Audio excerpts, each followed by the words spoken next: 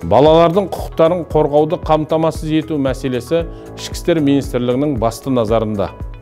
Кәмелетке толмағандар арасындағы құқық бұзушылықтардың алдын алу жөніндегі 2023-2024 жылдарға арналған арнайы іс-шаралар жоспары бекітілді.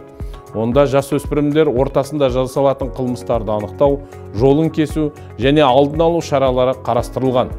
Бүгінгі таңда әрбір мектеп пен колледжге учаскелік полиция, ювеналды және криминалдық полиция қызметкерлерін бекіттік.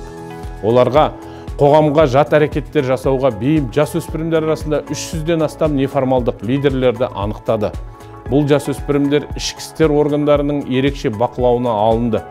Кәмелетке толмағандардың құқықтық сауаттылығын арттыру мақсатында аумақтық полиция департаменттерінің бастықтары мектеп және колледж оқушыларымен бірнеше кездесулер өткізді. Жасөспірімдерге қоғамға жат әрекеттер жасаған үшін әкімшілік және қылмыстық жауапкершілікке тартылу туралы түсіндірілді. Сонымен бірге бас прокуратураның басшылығымен барлық елордалық мектептерді тексеру басталды. Әртүрлі ведомстволардың 70-тен астам қызметкері жұмылдырылды. Олардың ішінде прокуратура, полиция, білім беру, әлеуметтік қорғау, төтенше жағдайлар бойынша басқармасы, фармацевтикалық бақылау тағы да басқалар. 98 мемлекеттік мектеп, 56 жекеменшік, 3 Назарбаев зияткерлік мектебі, 4 республикалық, 3 түзету және 5 бином мектептері тексеріледі. Ол қараша айының соңына дейін аяқталады. Сонымен қатар криминогендік жағдайды сауықтыру мақсатында ағымдағы жылғы 26 қазаннан 2 қарашаға дейін еліміздің барлық аумағында балалар арасында құқық бұзушылықтардың алдын алуға бағытталған жедел профилактикалық іс-шарасы өтуде. Мақсат балалардың арасындағы құқық бұзушылықты болдырмау. Осы іс-шараның басынан 239 ұсақ бұзақылық, оқушылардың алкогольдік мас күйде болуының 64 фактісі, мектептер маңында 3,5 мыңнан астам жол қозғалысы ережесін бұзу анықталды. Жалпы ел аумағында өткен аптада балалар арасындағы құқық бұзушылықтардың алдын алу бойынша 800-ден астам жергілікті рейдтік іс-шаралар өткізілді. Оның нәтижесі бойынша балалардың түнгі уақытта ойын-сауық орындарында және тұрғын үйден тыс жерде болғаны үшін 2,5 мыңға жуық ата-ана және мекемелердің 27 меншік иесі жауапкершілікке тартылды.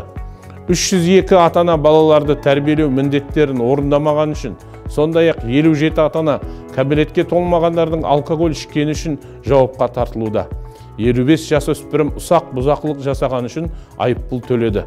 Түнгі уақытта көшеде ұсталған 92 жасөспірім бейімдеу орталықтарына орналастырылды. Кәмелетке толмағандардың істері жөніндегі комиссияларда 96 материал қаралды. 16 ата-ана құқықтарынан айырылып және шектелді. 7 жасөспірім девиантты мінез құлқы бар балаларға арналған арнайы мектептерге жіберілді. Жалпы кәмелетке толмағандар арасында құқық бұзушылық профилактикасы Ішкі істер министрлігінің бақылауында. Бүгін осы мүмкіндікті пайдаланып, отандастарымызға айтқым келеді.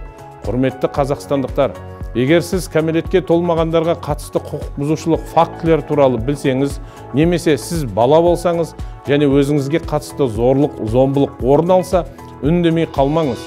Сіз полицияға 102 нөмірі немесе 111 нөмірі бойынша хабарласуыңыз қажет.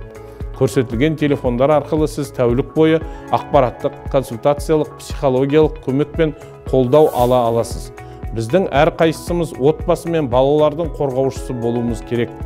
Есіңізде болсын, бөтен балалар жоқ. Егер сіз бүгін бейтаныс балаға көмектесіп қорғасаңыз, ертең сізге біреу көмектеседі.